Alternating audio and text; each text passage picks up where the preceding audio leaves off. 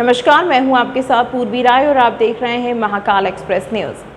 रावण को विद्वान और गुणों की खान बताते हुए अखिल भारतीय युवा ब्राह्मण समाज ने रावण दहन की सदियों पुरानी परंपरा का विरोध किया है। संगठन ने इस प्रथा को पूरी तरह से बंद करने की मांग की है। अखिल भारतीय युवा ब्राह्मण समाज के प्रमुख महेश पुजारी ने बताया कि रावण एक ज्ञानी, न्यायी और गुणी राजा था, जिसे इतिहास में गलत तरीके से पेश किया गया है। उनका मानना है कि रावण का पुतला जलाना उसके और उसके गुणों का अपमान है। पुजारी के अनुसार यह प्रथा आदिवासी समुदाय की भावनाओं को भी ठेस पहुंचाती है, क्योंकि वे रावण को एक पूजनीय व्यक्ति के रूप में देखते हैं। उन्होंने इसे एक कुप्रथा बताया जिसे बंद कर देना चाहिए। यह मुद्दा फिलहाल चर्चा का विषय बना हुआ है। जहां कुछ शहरों में इस प्रथा के खिलाफ विरोध प्रदर्शन हुए हैं, वहीं अन्य जगहों पर रावण दहन का पारंपरिक आयोजन जारी है। रावण दहन को असत्य पर सत्य की जीत का प्रतीक माना जाता है और यह हजारों सालों से भारतीय संस्कृति का हिस्सा रहा है। फिलहाल इस मामले पर कोई आधिकारिक निर्णय नहीं लिया गया है। जी गुरु जी। रावण दहन जो किया जाता है वह अनुचित है। देश में इसको राजनीतिक तौर पर या मनोरंजन तौर पर किया जाता है, इसका हम विरोध करते हैं। कारण इसलिए भी है कि रावण को एक अत्याचारी, पापाचारी, दुराचारी बताया गया है। हम देश की जनता से पूछना चाहते हैं कि ऐसे उसने पाप क्या किए और ऐसे दुराचार क्या किया। उस एक विद्वान और बलवान व्यक्ति जिसका कि जब वो पृथ्वी पे चलता था तो पृथ्वी भी डोलती थी उसके विद्वता से, उसके बल से, उसके कई ग्रंथ लिखने से और शिव भक्ति से जब पृथ्वी भी डोलती थी तो उस आदमी का ऐसा कौन सा अत्याचार है। एक और बात कि सीता हरण करने से अत्याचारी कैसे हो गया। उसने अपना एक फर्ज निभाया। जो उसकी बहन थी शूर्पणखा जो बहन थी, उसकी नासिका और कान को एक क्षत्रिय, हमारे जो अवतार रूप में हुए राम और लक्ष्मण, राम जी के छोटे भाई ने जो क्षत्रिय थे वो हमेशा उन्होंने कमज़ोर, निर्बल और ब्राह्मण महिलाओं की रक्षा की। लेकिन उन्होंने एक ब्राह्मण की कन्या के नाक और कान काटे। तो एक बलवान भाई था, यदि उसकी बहन के साथ ऐसा अत्याचार हुआ था तो उसके बदले के विषय में उसने ऐसा कोई कृत्य किया तो वो कैसे दुराचार में कहलाएगा। एक और बात कि जब धोबी इतना कह दे कि सीता साल भर रावण के आई और रख ली, मैं राम थोड़ी हूँ अपनी पत्नी के विषय में, और भगवान को पुनः सीता को वनवास भेजना पड़ा, तो धोबी भी इतना अत्याचारी है जिसने सीता के साथ में अन्याय किया। तो ये लोगों के भी या तो पुतले क्यों नहीं जले, इनके ऊपर इनकी बुराई क्यों नहीं हुई देश में, केवल रावण की बुराई क्यों, रावण दहन क्यों। इस प्रश्न को लेकर हम अखिल भारतीय युवा ब्राह्मण समाज में पूरे देश में जा रहे हैं और पूरे देश से हमें समर्थन मिल रहा है। हमारे पास में 35 संस्थाओं से समर्थन आया है कि देश के अंदर से ब्राह्मण ये रावण दहन बंद होना चाहिए। हमने इसके लिए अभी पोस्टर अभियान चलाया है। फिर और भी जो आंदोलन के तरीके होते हैं उस तरीके से हम जन चेतना लाना चाहते हैं। अरे ऐसे दुराचारी हैं जिन्होंने बच्चियों के साथ में ऐसे दुराचार किए। अरे पुतला यदि दहन करना है तो दिल्ली के अंदर निर्भया कांड हुआ था, निर्भया कांड के लोगों के पुतले दहन कराओ ना। और भी है, हमारे शहर में ऐसे कांड हुए होंगे जो दुराचारी है, उनके पुतले जलाओ। रावण का तो इतिहास बहुत पुराना हो चुका है, इसे बंद करना चाहिए। देखिए, भगवान राम भी ये जानते थे कि रावण जैसा विद्वान इस पृथ्वी पे नहीं है। और जब रामेश्वर की स्थापना की गई तो सबसे सलाह ली गई मंत्री से कि इस देश में कौन विद्वान है। तो उन्होंने सभी ने एक ही बात कही कि रावण जैसा विद्वान इस पृथ्वी पे नहीं है। तो राम ने कहा कि उनको बुला के लाओ और ये स्थापना कराओ। तो रावण जैसा महान आदमी जजमान के आग्रह पर अपनी दुश्मनी को भूलकर और रामेश्वर की स्थापना के लिए आए और रामेश्वर की स्थापना की और अपने जजमान को जिस प्रकार से आशीर्वाद देते हैं, वो जानते थे कि मेरा युद्ध राम से ही है, लेकिन उन्होंने ब्राह्मणों का कर्तव्य निभाते हुए, ब्रह्मत्व का कर्तव्य निभाते हुए राम को आशीर्वाद दिया कि विजयी भव।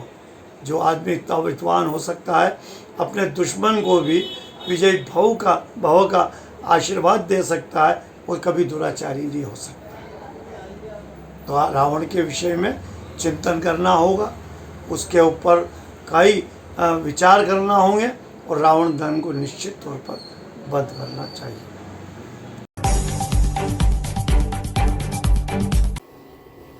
पीएम श्री केंद्रीय विद्यालय उज्जैन का 44वां स्थापना दिवस बड़े ही धूमधाम और हर्षोल्लास से मनाया गया। स्थापना दिवस के इस अवसर पर मुख्य अतिथि माननीय सांसद श्री अनिल फिरोजिया, उज्जैन आलोट लोकसभा क्षेत्र, विशिष्ट अतिथि माननीय श्री अनिल कुमार जैन, विधायक उज्जैन उत्तर निर्वाचन क्षेत्र माननीय श्रीमती कलावती यादव, अध्यक्ष नगर निगम उज्जैन एवं श्री रंजीत कुमार, कमिश्नर उज्जैन डिवीजन एवं नामित अध्यक्ष विद्यालय प्रबंधन समिति रहे। स्थापना दिवस का शुभारंभ मां सरस्वती की प्रतिमा पर दीप प्रज्वलन व माल्यार्पण से हुआ।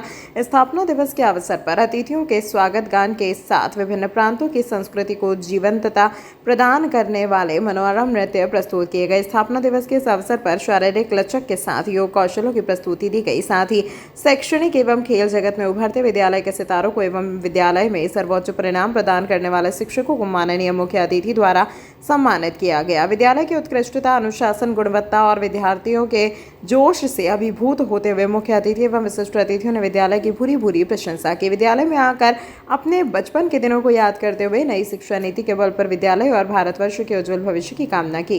स्थापना दिवस में किस पर आज पीएम श्री केंद्रीय विद्यालय के 44वें स्थापना दिवस हमारे यशस्वी विधायक आदरणीय अनिल लालूखड़ा जी, हमारी बड़ी बहन हमारी कलावती, यहाँ पे हम आए हैं। बच्चों के द्वारा जो प्रस्तुति जो दी गई है उसको हमने देखा, सराहाया। वास्तव में केंद्रीय विद्यालय जो है वो यहाँ पे जो संस्कार दिए जा रहे हैं बच्चों को, आने वाली जो ये पीढ़ी है आने वाले समय में देश का नेतृत्व करेगी। और मैं यशस्वी प्रधानमंत्री श्रीमान नरेंद्र मोदी जी का, हमारे केंद्रीय मंत्री आदरणीय धर्मेंद्र प्रधान जी का बहुत बहुत धन्यवाद करता हूँ कि उन्होंने भव्य रूप से स्थापना दिवस को मनाने की जो पढ़ाई की है, इससे यहाँ पे जो बच्चों की प्रतिभा है वो भी देखने को मिल रहा है। उन्होंने जो यहाँ पे प्रस्तुति दी वो वास्तव में काबिल तारीफ है। और जो केंद्रीय विद्यालय आज पूरे देश में अमिट छाप जो विद्यालयों के उसमें है, यहाँ से जो पढ़ने वाले बच्चे हैं वो आगे IAS, IPS, MBBS, IIT सभी लोग सिलेक्ट हो रहे हैं। यहाँ की पढ़ाई बड़ी उच्च स्तर की है, गुणवत्ता की है। और यहाँ पे आप देख रहे हैं कि सभी माता पिता अभी आए हैं। तो ये जो विद्यालय है ये हमारे देश की शान है। आज इसके स्थापना दिवस को सभी जो हमारे प्राचार्य हैं, शिक्षक हैं, हमारे विद्यार्थी हैं, सभी को बहुत बहुत शुभकामनाएं। आज विद्यालय श्री केंद्रीय विद्यालय के 44वें स्थापना दिवस के अवसर पर आज विद्यार्थियों का एक बड़ा कार्यक्रम संपन्न हो रहा है। यहाँ पे मनोरंजन के द्वारा शिक्षा के क्षेत्र में, संस्कृति के क्षेत्र में और डिसिप्लिन के क्षेत्र में सकारात्मक काम किया जा रहा है। आज के इस अवसर पर मैं बहुत बहुत शुभकामनाएं। जी पीएम श्री केंद्रीय विद्यालय उज्जैन में आज विद्यालय का 44वां स्थापना दिवस मनाया जा रहा है। और इस स्थापना दिवस के अवसर पर प्यारे बच्चों ने बहुत ही सुंदर गीत और सुंदर सांस्कृतिक प्रस्तुतियों की तैयारियां की हैं। निश्चित रूप से इस स्थापना दिवस के अवसर पर बच्चों का उत्साह देखते ही बनता है। यहाँ के केंद्रीय विद्यालय के शिक्षक और समस्त यहाँ के अपना स्टाफ सभी बच्चों के चहुमुखी विकास के लिए संकल्पित है। यहाँ का आगे बढ़ते हुए जब बात हो एक भारत श्रेष्ठ भारत की, तो हर रंग, हर भाषा, हर लोक धुन भारत की एकता की गवाही देती है। आज की प्रस्तुति हमें ले चलेगी उस धरती पर जहां बालू भी, रेत भी नाचती है। ये सर किस प्रकार का आयोजन किया गया है? पीएम श्री केंद्रीय विद्यालय उज्जैन में आज विद्यालय की स्थापना का 44वां दिवस समारोह मनाया गया, जिसके मुख्य अतिथि श्रीमान अनिल फिरोजिया जी, सांसद उज्जैन आलोट थे। और विशिष्ट अतिथि के रूप में श्रीमान अनिल जैन कालूहेड़ा, विधायक उज्जैन उत्तर, एवं श्रीमती कलावती यादव, सभापति नगर पालिका उज्जैन थे। और विद्यालय के सभी विद्यार्थियों द्वारा बहुत ही शानदार ढंग से रंगारंग कार्यक्रम प्रस्तुत किए गए और केंद्रीय विद्यालय उज्जैन किस तरह से बच्चों के सर्वांगीण विकास के निमित्त कृत संकल्प है, शिक्षा के साथ साथ संस्कार और उसके साथ साथ सर्वांगीण विकास की एक झांकी विद्यालय के बच्चों द्वारा सांस्कृतिक कार्यक्रम योगा के द्वारा प्रस्तुत की गई। और मैं और मेरी टीम ये विश्वास दिलाना चाहती है कि आने वाले समय में केंद्रीय विद्यालय उज्जैन बच्चों के सर्वांगीण विकास के साथ साथ नैतिक मूल्य, जीवन परक शिक्षा और उनको हर क्षेत्र में एक अच्छा प्लेटफॉर्म उपलब्ध करवाने के लिए कृत संकल्प है। सारे कार्यक्रम का मार्गदर्शन नेतृत्व विद्यालय प्रबंधन समिति के नामित अध्यक्ष श्रीमान Ranjit Kumar ji, deputy commissioner revenue के निर्देशन और उनके नेतृत्व में हुआ और विद्यालय परिवार ने उनका आभार माना कि उन्होंने अपने व्यस्ततम समय में से समय निकालकर बच्चों का उत्साहवर्धन किया।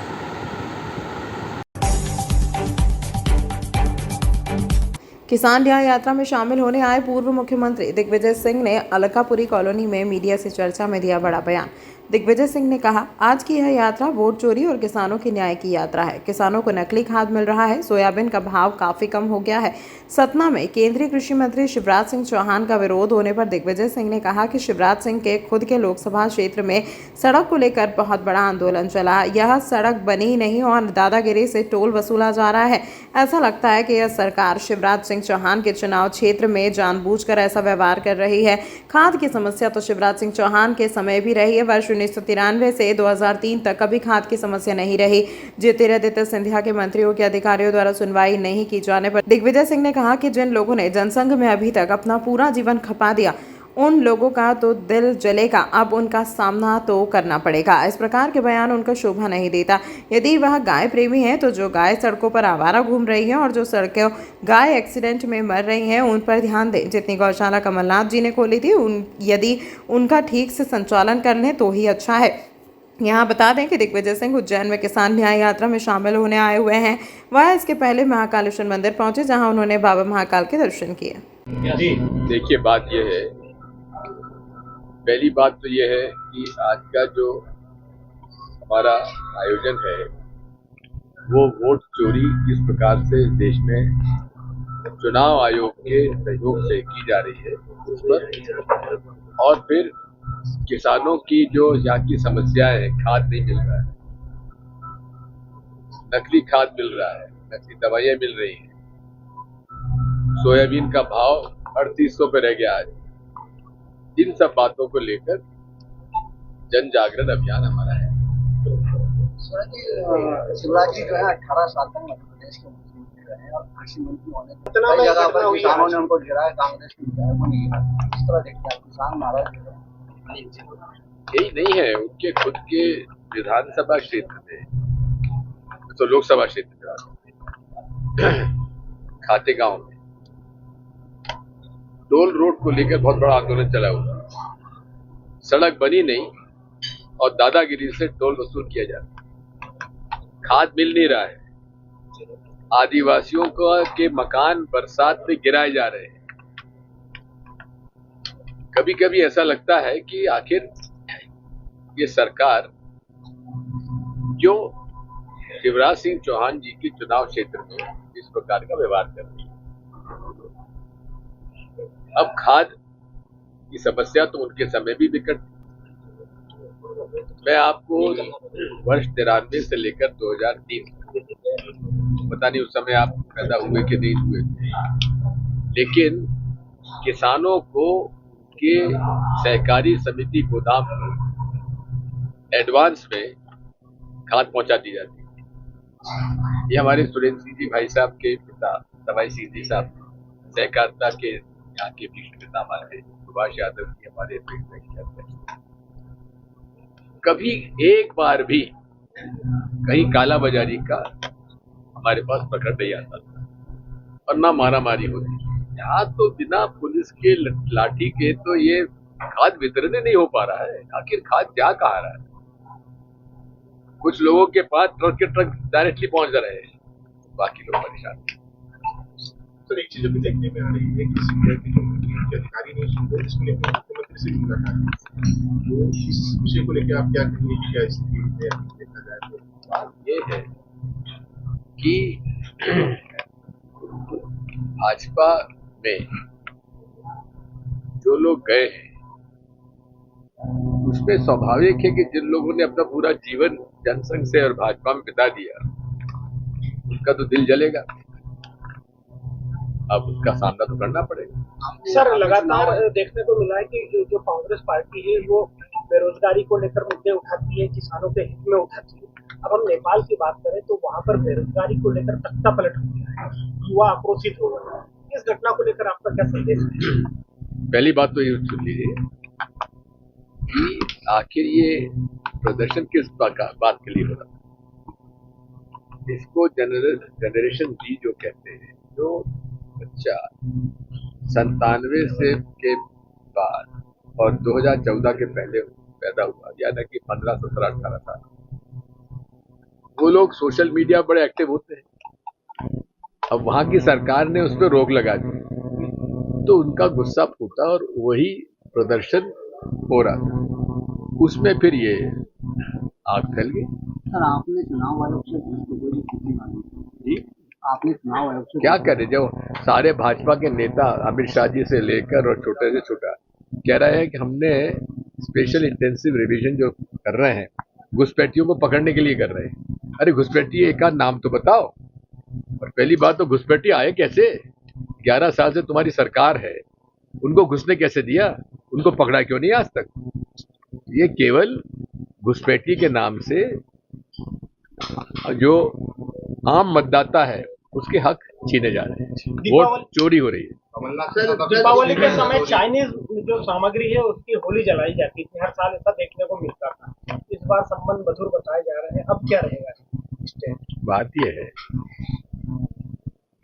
दिवाली के समय कौन क्या जलाता है ये उसका विवेक है, कौन किसके पटाखे चलाता है वो भी उसका विवेक है। अब क्या भारत में पटाखे नहीं बनते? फिर चाइना के पटाखे क्यों खरीदे जाते हैं? उनको आयात करने की जिम्मेदारी क्यों, इजाजत क्यों दी जाती है? इन सब बातों पे सोचना चाहिए। कमलनाथ जी के साथ आपकी तस्वीर वायरल हो रही है। हाँ, कमलनाथ जी के साथ तो आपको एतराज है क्या? मुझे एतराज नहीं है। आप बताएं, कई सारे मुख्यमंत्री जी ने एक बयान दिया है कि कांग्रेस कुत्ता प्रेमी है। गौशालाओं को लेकर उन्होंने एक कटाक्ष की थी कि भाजपा के जो लोग हैं वो गायों को पालने के प्रेमी हैं और कांग्रेस कुत्ता प्रेमी है। इसको लेकर आप क्या कहेंगे? ये इस प्रकार के बयान उनको शोभा नहीं देते। और यदि गाय प्रेमी है भाजपा, तो सड़कों पे जो गाय आवारा घूम रही हैं और सैकड़ों गाय का एक्सीडेंट में वो मर रही हैं, उस पर तो ध्यान दें। कितनी गौशालाओं में जो कमलनाथ जी ने गौशालाएं खोली थी उनमें चारा नहीं पहुंच पा रहा है, गाय नहीं रहे वहां पर। हमने एक गौशाला जाके देखा तो वहां केवल भैंसें बंधी हुई थी, एक पटेल साहब। धन्यवाद।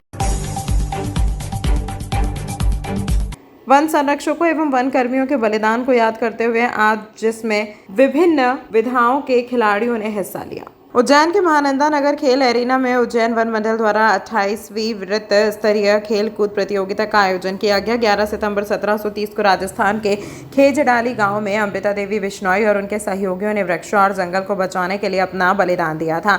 उन्हीं की स्मृति में इसे वन शहीद दिवस के रूप में मनाया जाता है। इस विशेष दिन को देखते हुए उज्जैन वन मंडल द्वारा 28वीं वृत्त स्तरीय खेलकूद प्रतियोगिता 2025 का आयोजन स्थानीय महानंदा नगर खेल एरिना में किया गया, जिसमें विभिन्न विधाओं के खिलाड़ियों ने हिस्सा लिया। इस खेलकूद प्रतियोगिता में एथलेटिक्स की सभी इवेंट, बैडमिंटन, क्रिकेट, फुटबॉल के साथ ही इंडोर गेम्स में कैरम, चेस आदि प्रतियोगिताएं हो रही हैं, जिनमें सभी दावेदार अपना भाग्य आजमा रहे हैं। इसी के बैनर तले विजेता प्रतिभागी को मंडल की ओर से प्रशस्ति पत्र देकर सम्मानित किया जा रहा है।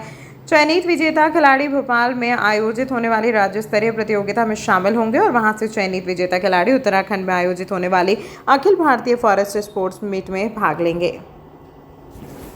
उपस्थित प्रतिभागी, आज के इस खेलकूद प्रतियोगिता में सर्वप्रथम सभी जो प्रतिभागी जीते हैं उनको बहुत बहुत बधाइयाँ, और आगे जो राज्य स्तरीय प्रतियोगिता होने वाली है उनके लिए बहुत बहुत शुभकामनाएं। आशा है कि आप न केवल राज्य स्तरीय प्रतियोगिता में अपितु जो all India forest sports meet होगी उसमें जो है अच्छा बेहतर प्रदर्शन करते हुए और मेडल लाते हुए पूरे प्रदेश का नाम रोशन करेंगे। आज के इस आयोजन में सर्वप्रथम मैं बहुत बहुत धन्यवाद देना चाहूँगा यहाँ पे जो ग्राउंड स्टाफ है, सभी गेम्स में जो जजेस रहे, जो प्रशिक्षक रहे, उनका बहुत बहुत धन्यवाद।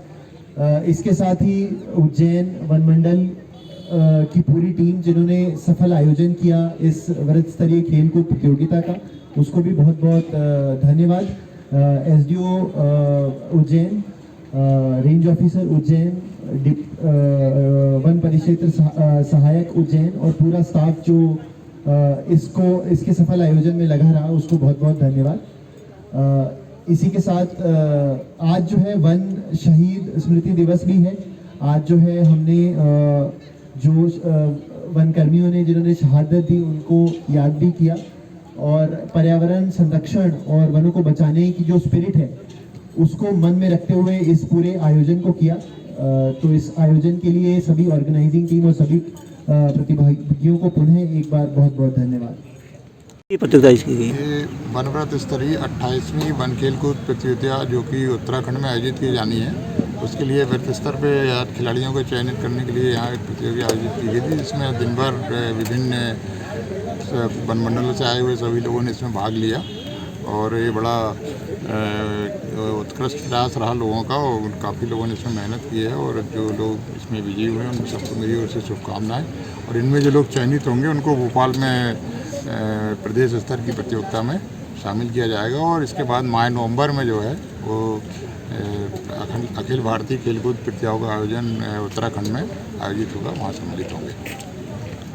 तमाम महत्वपूर्ण खबरों के लिए देखते रहिए महाकाल एक्सप्रेस न्यूज़।